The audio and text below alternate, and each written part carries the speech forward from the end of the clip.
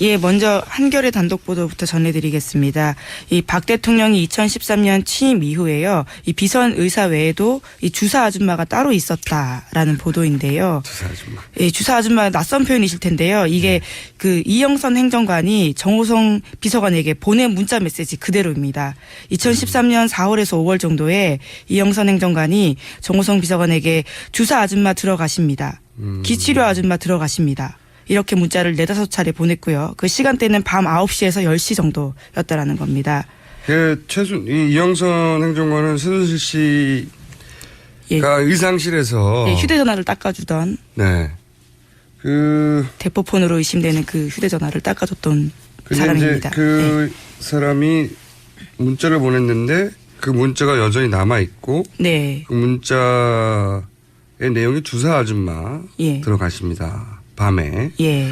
근데 남아있는 문자만 그렇다는 거지 더 있을 수 있죠. 예, 충분히. 2013년 4월, 5월에 한정되어 있기 때문에요. 그 기간을 더 넓혀보면.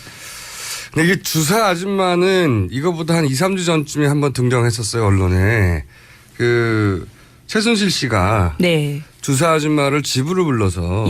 주사를 맞았다고 하는 최순실 씨 집에서 도우미 하시던. 예, 가사 육아 도우미 분들이셨죠. 네, 그분들이 이제 그런 얘기를 했는데 저는 이게 두 가지 좀 있다고 보는데 기사가 주시합니다. 뭐냐면 원래 이 주사 아줌마라는 용어는 단순히 주사를 놓는 아줌마라는 뜻이 아니에요. 그렇게 오인하기 쉬운데 이게 이제 그 프로포폴 관련 수사 과거에 한 몇 년 전과라도 상관없어요. 검찰의 수사하는 내용들을 보면 그런 걸 보도한 내용이 일부 있는데 뭐냐면 병원들로부터 남는 프로포폴 있지 않습니까? 네. 병원들이 이제 장사를 하려고 그게 이제 우유조사가 되는 거죠. 네. 우유주사 장사를 하려고 허위 기재를 하고 조금씩 남겨가지고 그거를 파는데 의사들이 남길 수는 있지만 그거를 맞을 사람을 찾아다닐 수는 없잖아요. 그러면 중간에 유통업자가 필요하죠. 그렇죠?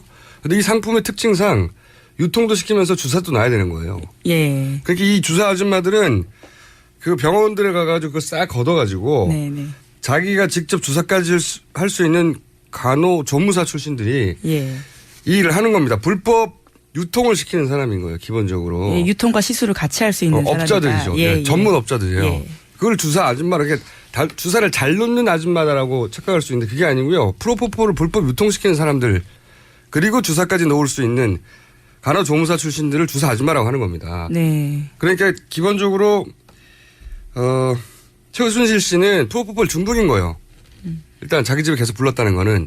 근데 여기서 큰 문제는 뭐냐. 이런 사람을 청와대로 불렀다는 거 아니에요 밤에? 이제 문자 내용만 보면요. 그러한 정황들이 확실해 보입니다. 이런 정황들이 확실히 보이는 게 아니라 맞잖아요. 맞잖아요. 불렀잖아. 그러니까 한쪽에서는 프로포폴 상습 투여한 연예인들 때려잡았을 때 생각나시죠? 그렇죠. 그러고 있을 때 자기들은 이 사람들을 청와대로 부른 거예요. 근데 그보다 더 큰 문제는 뭐냐면 청와대 내 중독자가 있다는 겁니다. 이건. 자, 이때까지 태반 주사 어쩌고저쩌고 할 때는 다 직원과 그것도 말이 틀리지만 계속해서 직원들 10명을 나눠 맞았다고 하잖아요. 이거 어떻게 할 거야? 직원들과 함께 프로포폴 나눠 맞았나 이제? 밤 9시, 10시에는 쉽지 않은 상황이죠.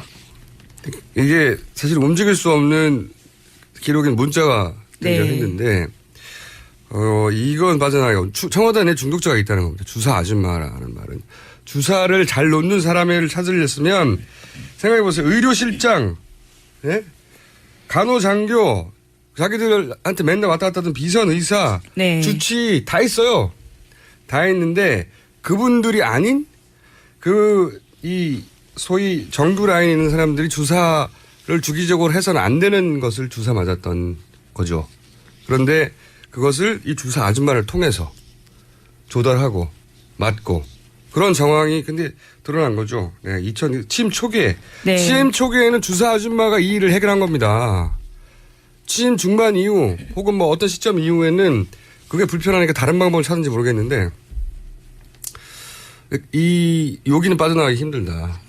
주사 아줌마라는 용어 자체도 그렇고요. 근데 이분이 공식적인 루트가 아니라 들어올 때도 정호성 비서관이 밖으로 나가가지고 본인의 그 차량 등록된 차량으로 모시고 데리고 들어가거나. 예, 이영선 행정관이. 네. 예, 예. 아니요. 정호성 부속비서관이 예, 예. 나가서 데리고 들어왔다는 얘기로 예. 저는 알고 있는데 여하간 그래서 기록에 남지 않는 거죠. 이 주사 아줌마가 청와대에 들어간 거예요. 네. 중독자가 있는 겁니다. 청와대 내에. 움직일 수 없는 사실인 거죠. 너무 길게 했네요. 다음 순요. 네, 뭐 관련 뉴스이기도 한데요. 이 세월호 참사 당일날 이 김영재 원장의 행적이 계속해서 이 관심이 집중되고 있는데 이 참사 당일 오전에는 자신의 장모를 치료했다라고 이야기하고 있는데 이 박영수 특별검사팀에서 이 관련된 진료 차트를 전문가에게 맡겨서 분석해 본 결과 이것이 허위로 작성된 흔적을 포착했다라는 겁니다. 그러니까 이게 7시간에 관련된 뉴스는 예. 여러 인미에서 많은 매체들이 추적하고 JTBC가 아주 독하게 거기를 집중하고 있는데 이게 특검 앞에 가는 순간 자꾸 깨져요. 그죠? 그동안의 네. 거짓말들이. 전문가 앞에 가면서 기자들 앞에서는 대충 거짓말 할 수도 있어요. 수사권이 없으니까. 네. 근데 특검 앞에 가면서 자꾸 깨지고 있다. 굉장히 좁혀져서 정확하게 그때 무슨 일이 있었는지 다 밝혀내기는 어려울지 몰라도 굉장히 좁혀져서 네. 근접한 발표가 나올 수 있을 거라고 봅니다. 특검 결과는. 자, 다음 뉴스는요. 예, 이 삼성 합병 관련된 뉴스인데요. 이 문영표 전 장관이 지난해 5월에 이 삼성물산과 제일모직 합병 계획 발표 뒤에 이 국민연금 의결권 행사 전문위원회 위원들의 성향을 파악했다라는 겁니다. 그러니까 이들이 반대할 가능성이 높아지자 그리고는 전문위원회 회부를 막았다라는 건데 특검이 이 성향 파악한 문건을 확보했다라는 한겨레 보도입니다. 원래 이제 국민연금에서 투자 결정이 어려울 때 전문가들로 구성된 의결권 행사 전문위원회라는 걸 연단 말이죠. 예, 그렇습니다. 그래서 거기서 결정을 하면 거기 따르는데 이번에는 굉장히 어려운 결정이잖아요. 삼성물산과 제일모직의 인사합병과 관련된.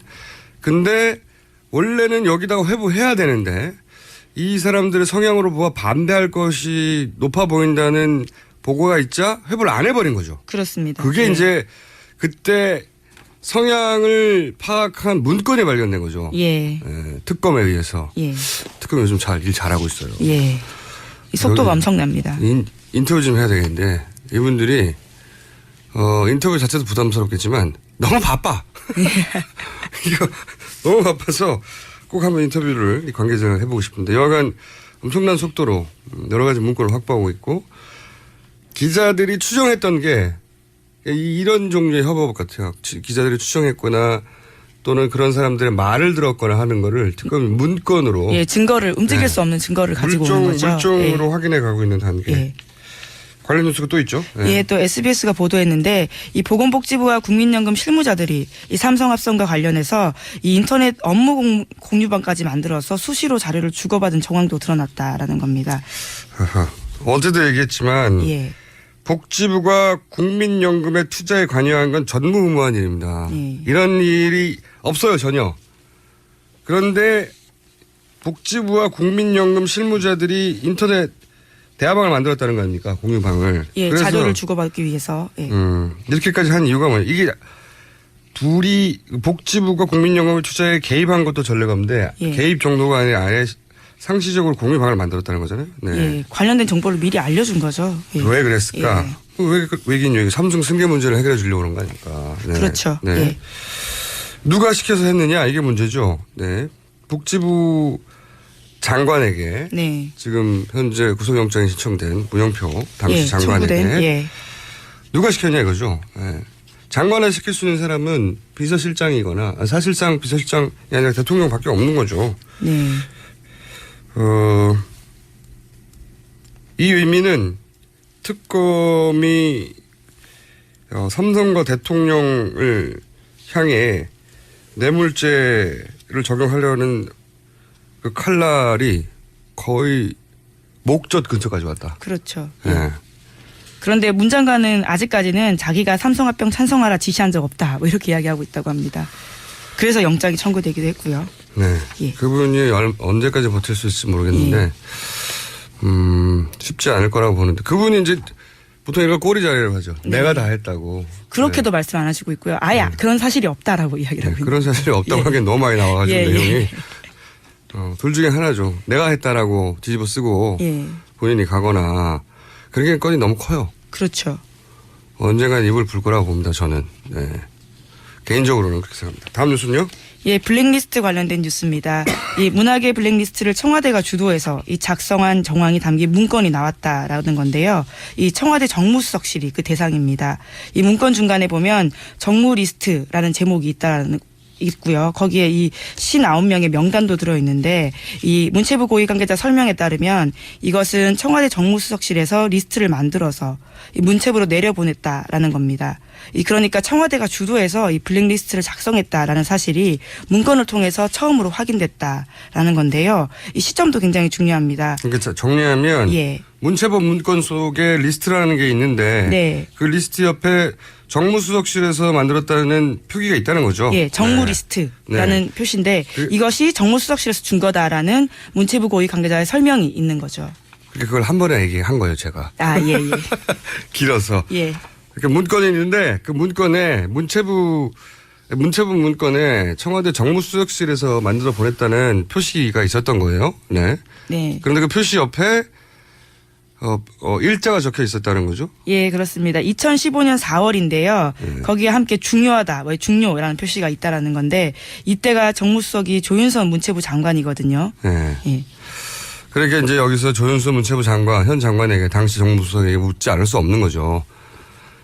청와대 정무수석실에서 이 리스트를 내려보냈다는데 그때 예. 당신이 수석 아니냐. 근데 본인은 여전히 본 적이 없고 만든 적도 예. 없고 김기춘 전 비서실장이 어디냐고 너무 비슷하지 않습니까? 네, 모든 걸 부인하고 있는. 본 적도 없고 만든 적도 없고 이런 식의 표현. 저는 두 분이 이 관련 회의를 했나 싶을 정도로 워딩이 유사해요, 성격이. 근데 이제 최근도 아니죠. 어제부터 조윤선 장관이 핫합니다. 예.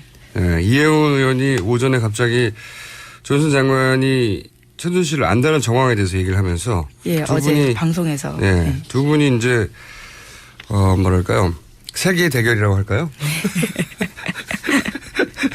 벌어져서 고소고발을 서로 소장이 접수됐는지는 모르겠지만 언론을 통해서는 서로 고소고발을 예, 하겠다고. 법적 대응하겠다. 법적 대응을 예. 하겠다고.